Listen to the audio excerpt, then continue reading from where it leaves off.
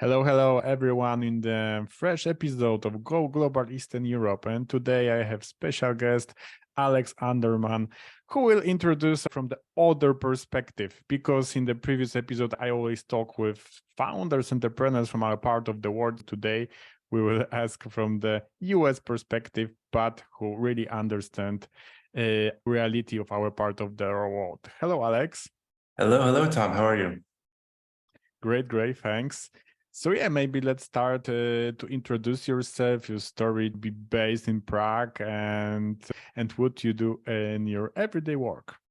Great, thanks so much. So I am American, but I've been in Prague, Czech Republic, for about 7 years now.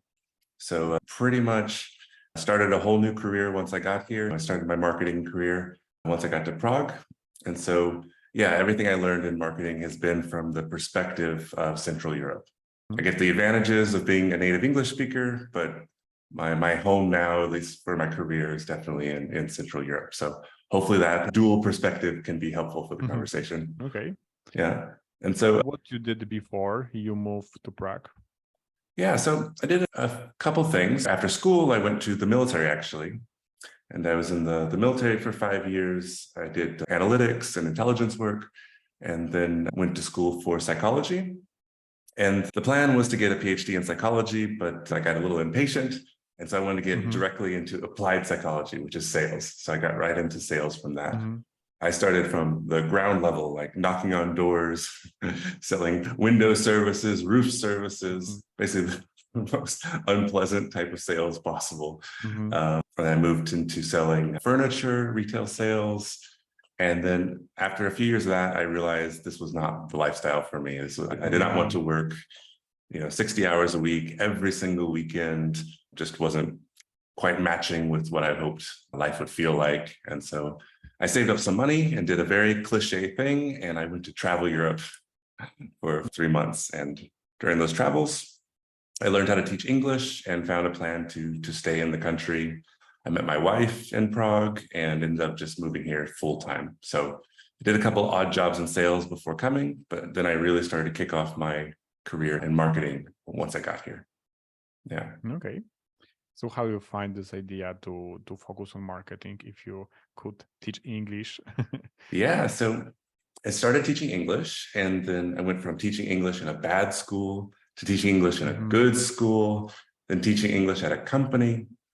And then once I was in the company level, as a native English speaker, I got every single thing that the marketing team wrote. They sent to me to make sure it looked okay, right? So I started, my marketing started with just translating websites from the Czech language to English.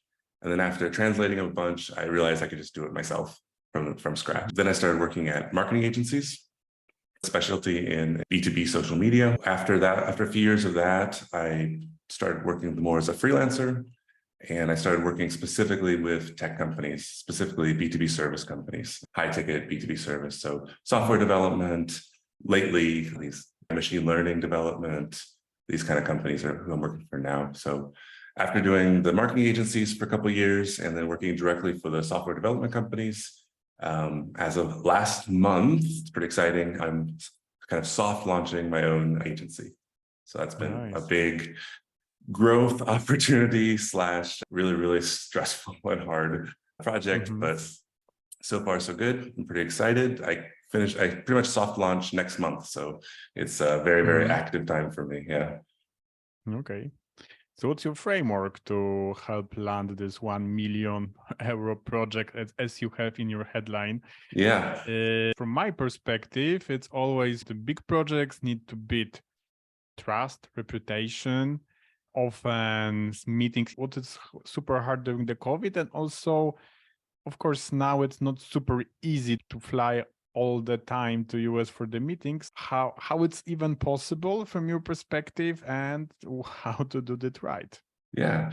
So first of all, it's not necessarily just the US, but a lot of, at least in the Czech Republic, I'm not sure if it's the same in Poland, a lot of their big business partners are, for example, in Germany or the UK as well. So it's not always that far away, but the US is definitely part of the target market as well. A lot of the companies I work for, they operate under kind of the nearshoring model.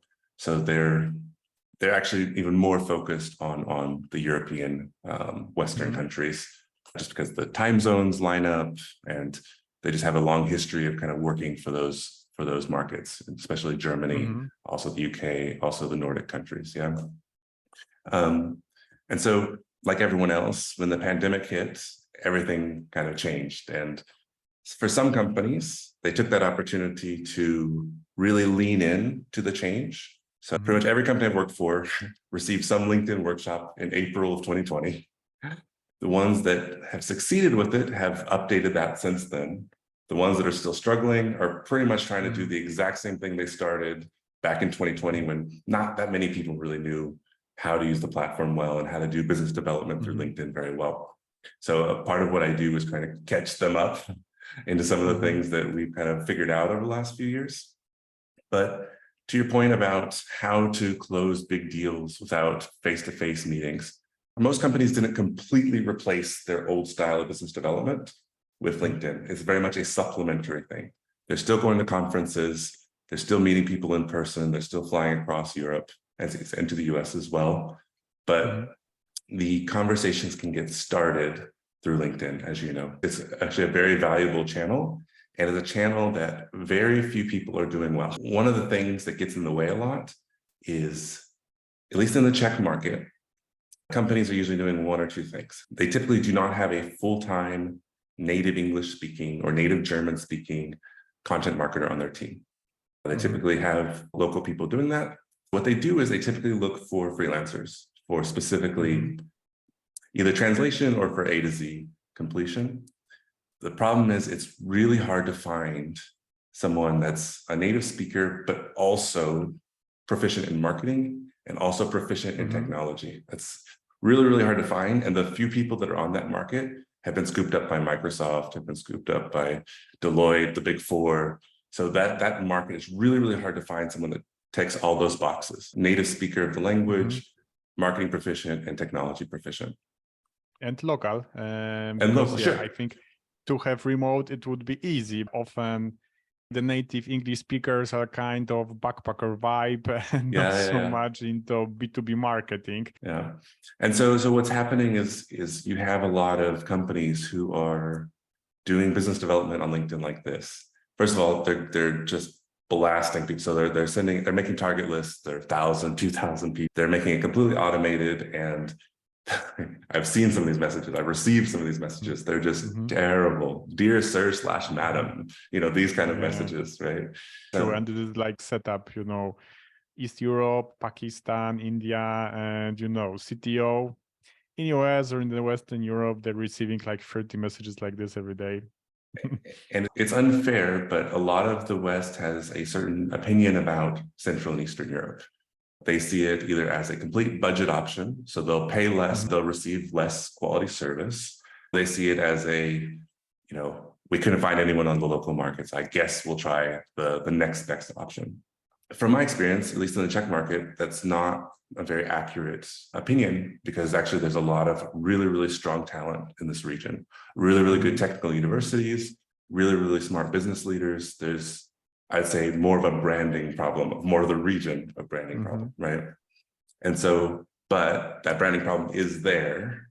It's not much that these companies can do to control that, but it means that they have to be really, really good on speaking in the native language, right? If you already have a negative reputation of the region, if they send you a message in broken English, as unfair as it is, there's going to be a really, really negative first opinion. Just communicating in the target language. I focus on native German and native English. That goes a long way, because usually the price points for these companies are very attractive to Western markets. And once they know the company, the talent is very attractive to the Western markets. It's just about kind of overcoming that first initial objection that, the negative branding of the region. And honestly, you'd be amazed at how much good professional native language content can just completely override that negative first impression. Because it's a really, really delicate time in that first message. They don't know your brand. It's a different market. They have opinions of your region. And that kind of first message is how you're either going to overcome that or not overcome that. And unfortunately, a lot of companies haven't figured out how to overcome that yet. And that's kind of what I help them with. Yeah, I think in general, it's about building this trust and reputation that will be, everything will be well. So that these other ideas, one of my client moved to Berlin. The software team is in Poland and he moved to Berlin. And all the account-based marketing approaches to maybe to invite possible clients to podcast and to show that, okay, we are also smart and we can communicate well. Remember that it could be unfair, but we need to break some stereotypes and not fight with the reality, but to deal with it. And not to sell myself short, but like these companies already have everything they need to sign these million-euro deals. It's not making that good first impression. And they're not, I think a lot of them also need to maybe improve their best practices of LinkedIn. And a lot of them need to kind of update their mindset that LinkedIn isn't just a temporary system we used during the pandemic.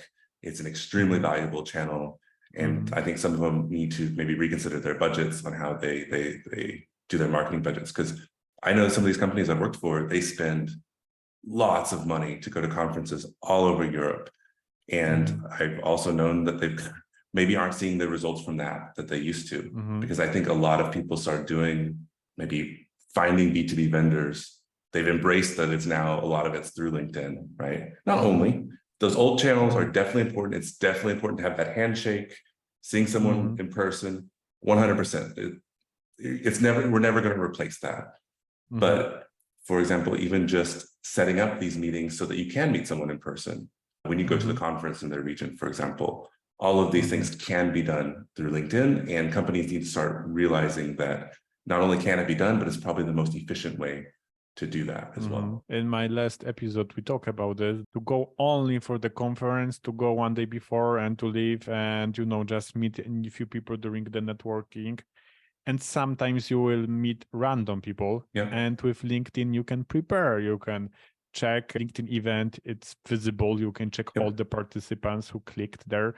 And I also always advise to create smart content from conference, because usually the people post their name tag, click, and okay, it was super nice atmosphere, and who cares about this? I always try to use this content as network. I know, because I organize conferences myself, so I know how much effort it is. So I always try to connect with conference organizers, because maybe in 3 years they will invite me as the speaker, and also to connect with the speakers. I like to make a photo of the speaker on the slides to give some context, to show that I understand what he talked. I add my comment, and this is like great way, because they put so much effort to create this presentation. They happy they have some additional reads. So it's great that you highlighting that LinkedIn is not only a prospecting tool, it's so many possible use case that will improve efficiency of all channels we use. That we go to the conference, we network with someone, and in 2 years maybe he will become our client. We post content all the time, and we are the top of the mind solution for him. Absolutely. And I think that specifically for our industry, the buy cycle is 6 months is super fast, but usually 2 years, right? You can't close that deal if you don't nurture that relationship, right? And that's one thing that LinkedIn does really well. So you might start the relationship by meeting at a conference or something, but they're going to need to see your brand over and over and over and over. And it's really, really hard to do that without LinkedIn. Great. And tell me, please, what do you think about niching down? I think that, do you advise more that like technology, language, because it's like first choose for the people as software companies? Usually there are two friends, they started and they have big project, they hire a few people, then more and more it's growing. So for them, it's only technology. It's like, okay, let's create content and show that we are super smart, and it's great. It could work. And I know companies that grew based on this tactic, that they create a technical content. Great. But do you always advise to focus on some industries, or just it's like tech, it's enough? And sure. And so I have perspective both as advising my clients, but also just from my own personal experience, working in marketing. My go-to story is, hey, you have an iPhone, right? You drop your iPhone and you break it. You're not going to go to a general electronics repair store. You're not. Okay, maybe you'll go to a general, mobile phone repair store, maybe. But if you have an Apple iPhone, you want to go to the Apple repair store. And why? Because you don't have to read any copy. You don't have to call and look at their website. The Apple repair store can fix an Apple phone, right? No question, no doubt that they have the expertise to do exactly what you need them to do. And that, removing that friction at the beginning, that doubt of maybe they can help me, maybe they can't, I mean, that'll kill a sale just immediately, right? So anything you can do, those are very precious moments when they first find your brand, they first visit your website. Anything you can do to remove any amount of doubt that you can help them is extremely important, and you do that by niching down. One problem a lot of these companies are going to currently have, is the AI rush is here, right? That means every single company is going to be talking about the exact same subject. And as the sophistication grows, it means the next thing comes out and they're all going to talk about the next thing. They're all going to be talking about the same thing for a long time now. They're all going to make a ton of money too. But differentiation is going to be really, really important. And so, yes, picking an industry, a lot of the companies I have pick industries, because you want to focus on industries that have a lot of money.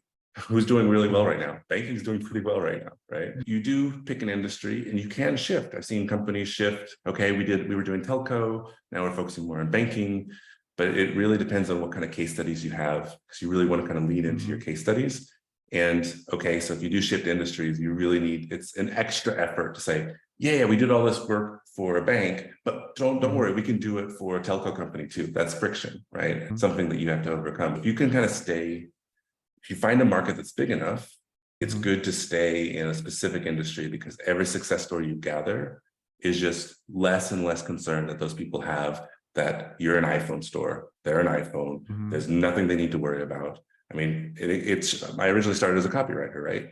So nothing is worse for a copywriter when you go to a company that has no niche, it does everything for everyone. Because you sit down and write the copy, and who am I even talking to? Am I talking to everyone? How do you talk to everyone? You can't. It's impossible, right? So absolutely, niching down is important. Differentiation is important. When we have that problem where everyone's going to be talking about AI for the next 10, 15 years, right? How do we differentiate between development company A or B? And I think the number one thing is the talent of your engineers, the talent of your delivery managers. There's a huge problem because most companies have no idea how to demonstrate that talent. They're not interviewing the subject matter experts. Even if they did, they wouldn't know how to turn that into good content that shows it off. They're not, for this kind of service, you have to communicate to both the business side and the IT side, right? They're really struggling getting content for both of those, or either of them. And it really, really takes a good understanding of, I'd say, B2B content to communicate, to remove all doubts from both the business and the IT side.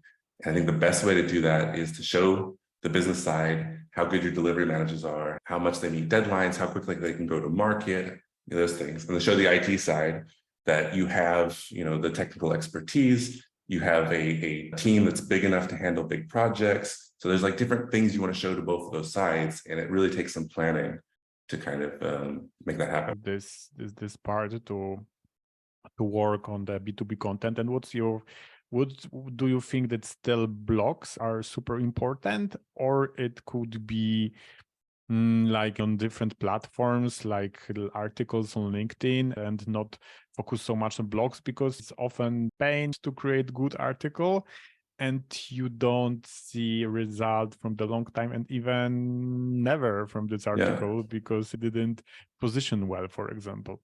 What I found is that most companies are better at inbound than outbound. They usually have a marketing team that has some knowledge of SEO, they do keyword research, they generally know how to drive inbound traffic. They're not always the best, but they have, I think when people think of marketing, they think of inbound marketing.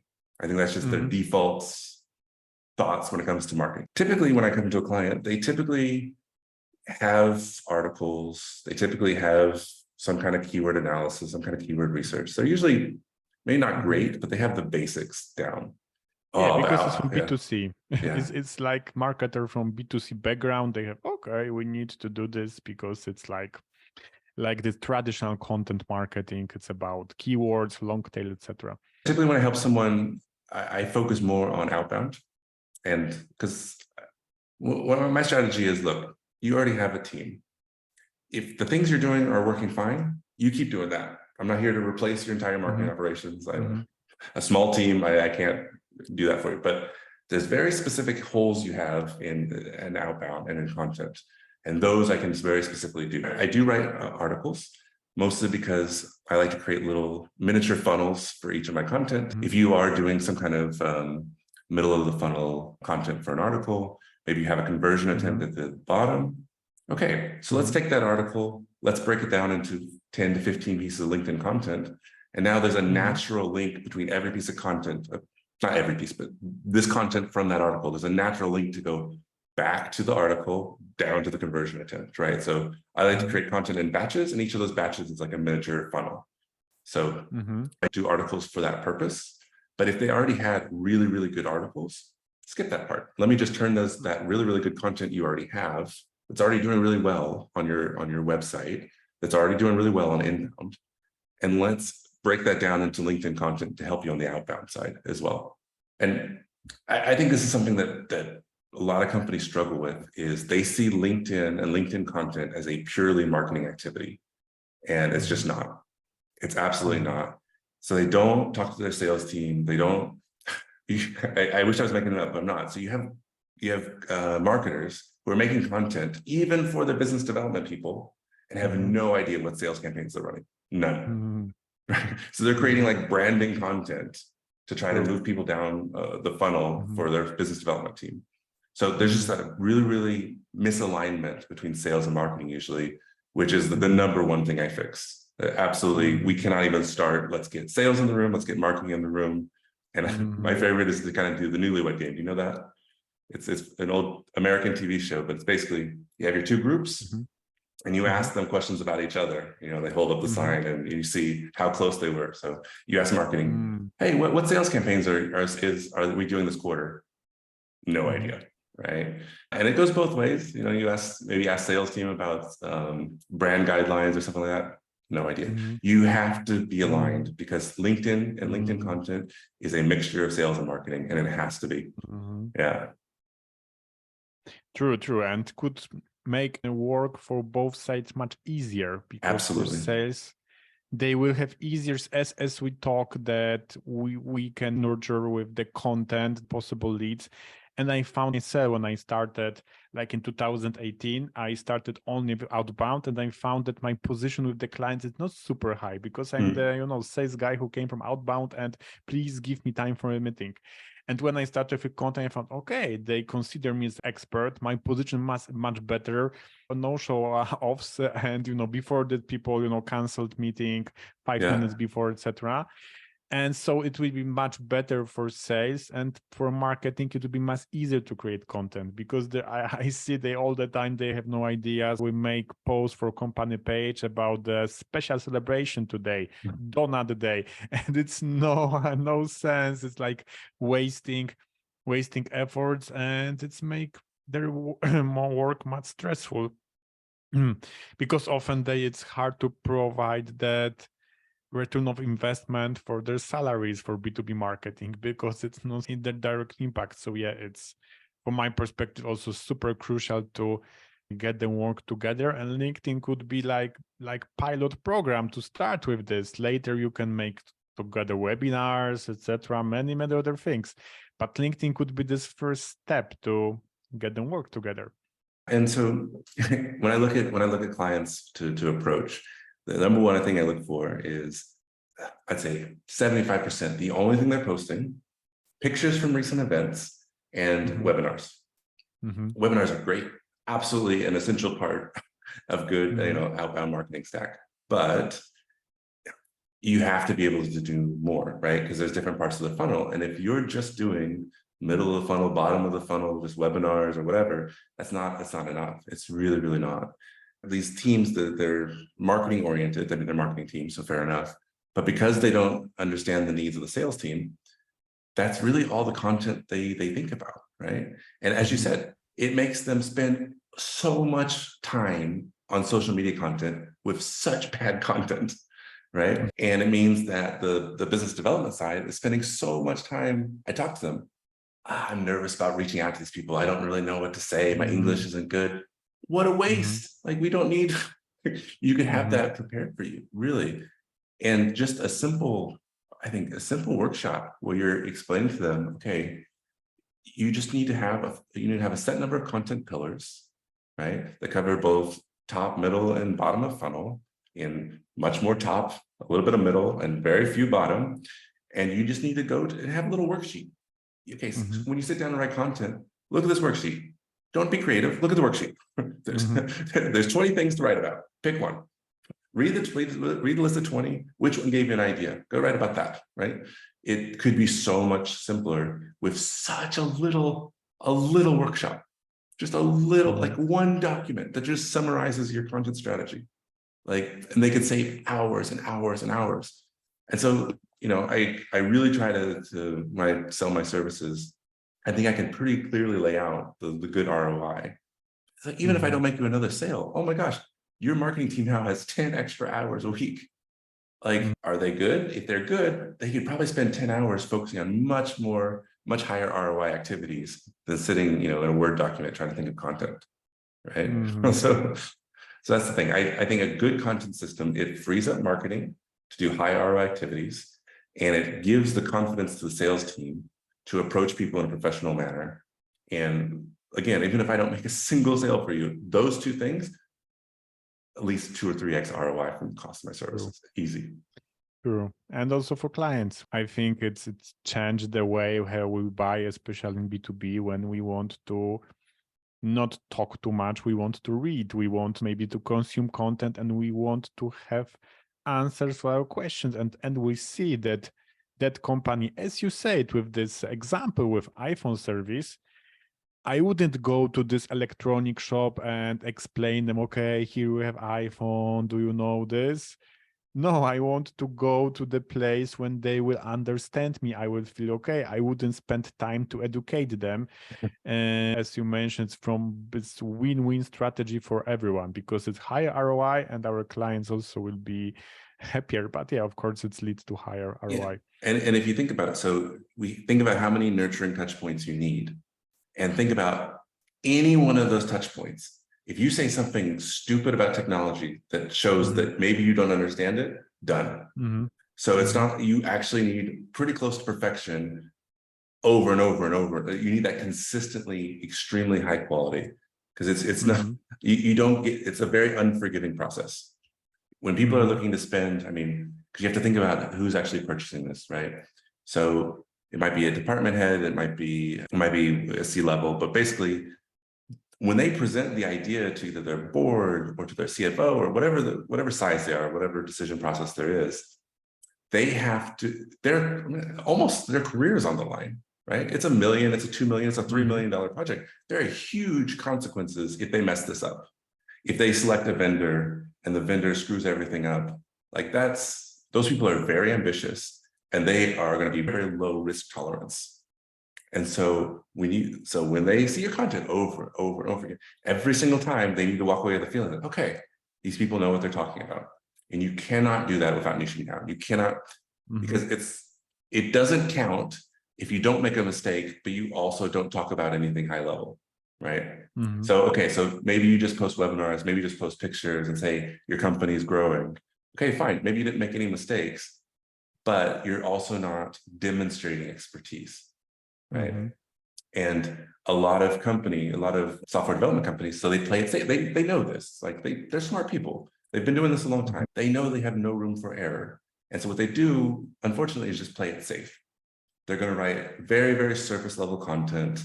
They're not going to dig deep. And unfortunately, it really, they don't make the mistake, but they also don't prove the expertise, which is the actual thing they need to do.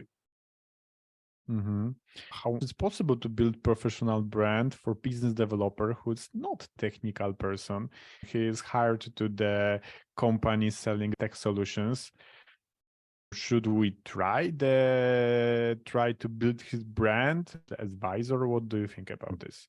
Like I said, before I got into B2B marketing, I was into teaching English. And so companies would ask me for advice of, okay, I've got a whole company here. No one really speaks English that well. You know, the middle level, maybe B1. How do we get everyone to C1? How do we get everyone to really knowing English? It's like, well, the easiest way would just be get all new people, right? So there's a limit to how much you can do in a short amount of time. And so for that question, if I was a big company trying to do, you know, €1 million deals, I would not hire a business development person who didn't know the industry, who didn't, specifically if it's for online business development, who didn't have a good network, a good LinkedIn account. Like, so I'd say the short answer is just don't, you need to hire smart and hire people that can deliver. Now, if you have someone you really like, someone that you're invested in keeping and you want to put that effort in, there's a couple of things you can do. But it's a core skill set. If you want to do online business development, it's a core skill set to know how LinkedIn works. It just is. So if they don't know that, then they're really not qualified for the job, to be honest. But one thing I notice is they're not content creators, and that's fine. That's something that it's unfair to expect a business development person to be a content creator. If they are, they're going to be one of the most successful business development people, and they'll be able to find a job anywhere, because, you know, they need that content. And so if they can do it themselves, that's great. But I don't think that's a fair expectation. They should know the basics of setting up sales campaigns. So they should know what kind of messages work and don't work. They should have a certain level of language proficiency that, again, doesn't highlight that this is a Central or Eastern European country. They should know how to mix LinkedIn with outbound email. I mean, that's, to me, that's like the core skill set for their job. If they don't have that, that's hard to work with. But if they don't know how to build a brand, for example, they don't know how to maybe even like account growth techniques on LinkedIn, that's trainable. How to create content, that's trainable. Or better yet, you should create the content for them. Right. So those are definitely trained. At least support them. Absolutely. Support that. Absolutely. That, okay, I always encourage companies that let's talk about last 5 questions received to your clients and discuss with marketing. What can you do? Because this 5 questions, you can create like 25 content ideas and mix 5 errors, 5 mistakes, 5 steps to something. So it's like huge, and sometimes you create content not maybe to get client from it, but to nurture this, to be top of the mind still for the client, possible lead you met 1 year ago during the conference. Absolutely. And also marketing is really missing out when they don't talk to sales, because you know what makes great content for outbound content marketing? Sales objections. You know, talking to your salespeople, what questions are they asking? Like, if a company doesn't know how to make content or coming up with content ideas, and they're not talking to the sales team, that's a huge problem. And like I said, that's one of the absolutely first things I try to fix. Get sales and marketing into a room together, and let's brainstorm how we can start communicating more, because they need to work together. You need both marketing and sales for this. It just doesn't work without it. True. And you mentioned outbound a few times, but you mentioned also to not automate LinkedIn 1000 prospects from Sales Navigator, and okay, let's go. What's your approach to use outbound in this like meaningful, valuable way? Because it's like lazy way that you can buy some tool from AppSumo and just and send spam, but you can also do this in a valuable way. Yeah, so I like to think about it with a 2x2 matrix, where you have the volume you can handle and then kind of the personalization of it. And you can't do highly personalized and high volume at the same time. Maybe with AI, it's going to be possible, but right now you have to kind of pick one. And so you either need to pick a numbers game. You're sending out lots and lots and lots of messages, and, you know, they're not personalized, and, you know, some of them convert and it works out. Or, and it's important for these companies I work with, their market is big, but it's not infinite, right? And so they need to go with a more personalized route, especially how expensive the services are, how much trust you need. Some companies, great. B2C, great. Send out a million emails. Yeah, You know, like cheap SaaS, for example. Yeah. Do valuable work on LinkedIn could be not worth to sell a few lead licenses. Yeah, exactly. I recommend lower volume, but higher personalization. And two, another thing, if you think of the sales funnel, you should not expect to send an email or send a LinkedIn message and have that message go from the top to the middle to the bottom to side. Like, it doesn't work that way, right? So I really, really recommend that they do more of a top of funnel outbound approach. Your CTA in the outbound, maybe it's not even book a demo call. Maybe it's join my LinkedIn network. One thing I really like is have your first request be, hey, I noticed you're really an expert in this. We have a podcast about this. Come talk on our podcast, right? And so it's really, really important to think about the entire sales process and kind of almost micromanage it. Okay, I want to take someone from an email. I want them to either jump on our podcast, or I want to ask them a question about the industry. Okay, and then I want this, and then I want this, and maybe I want to meet them at a conference, because these are big deals with a long buyer cycle. So you really need to think, how does that 2 years go, right? If the average length of time is 1.5 2 years, 2.5 years, you have to be able to picture what does that 2.5 years look like. Okay, in the first 3 months, my only goal is for them to join my network and to be seeing my content. In the next 6 months, in the next 3 months, my only goal is to get them on a podcast or to get them on something that's not just a discovery call. Because a discovery call, no matter how you market it, is really more for the salespeople, right? But do something that's high value for them. Okay, I'm going to invite you to my podcast. You're going to have clips for social media to do that. Or it depends on the industry. Maybe it's useless for them. But you find ways to constantly give them value over this pretty controlled process, right? My advice would be to not get overly ambitious, not to send one email and then have a CTA as, let's meet in person, or it's to have reasonable CTAs.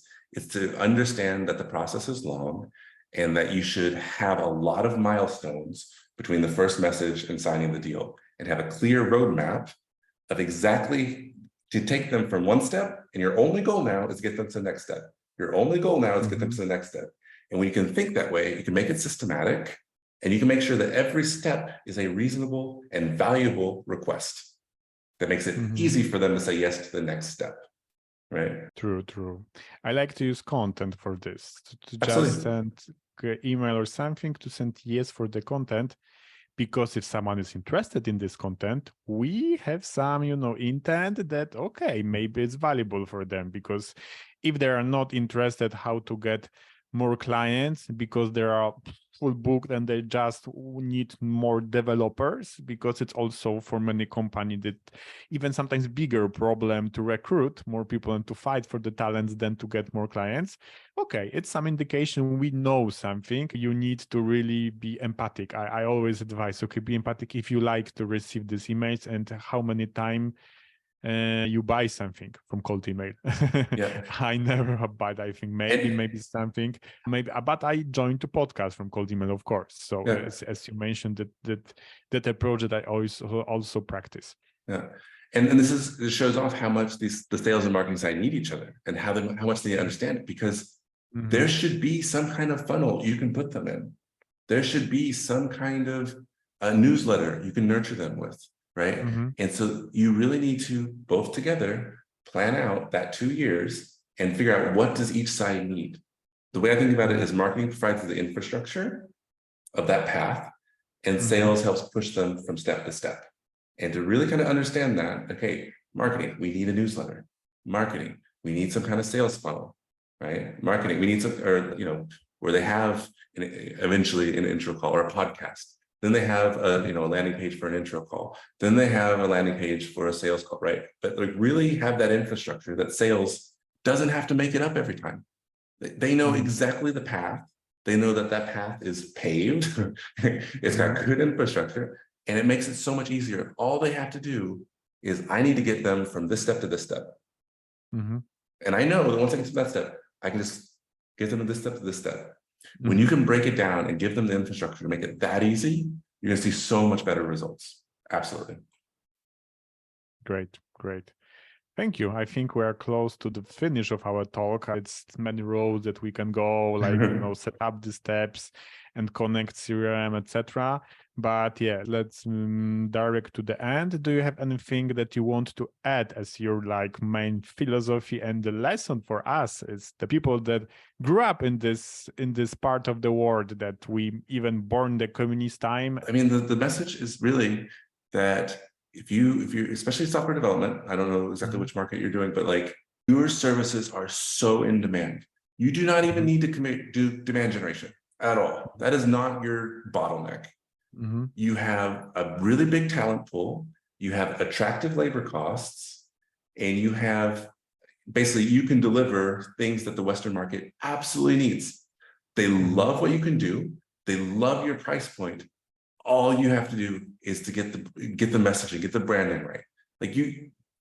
Especially in the next 10 years where everyone is going to be doing AI development, you're going to have the opportunity of a generation to really, really do really great work that people want and that people love your price point. You just got to get the small tactics right, the communication right, the content right. And these things are the easy fixes. These are the cheap and easy fixes, really. And if you can just get those right, your products or your services will already sell themselves. So, dude. Great. Thank you. Thank you very much. Where can we find you online? So right now, LinkedIn is definitely the place to find me, but I am launching a full agency in the next month or two. And so once my website is live, I'll definitely share that with you. Okay, thanks. So I will post this in the description of this show. Thank you so much for sharing your knowledge, and yeah, see you somewhere in the world. Thanks, Tom. Have a good one. Thank you.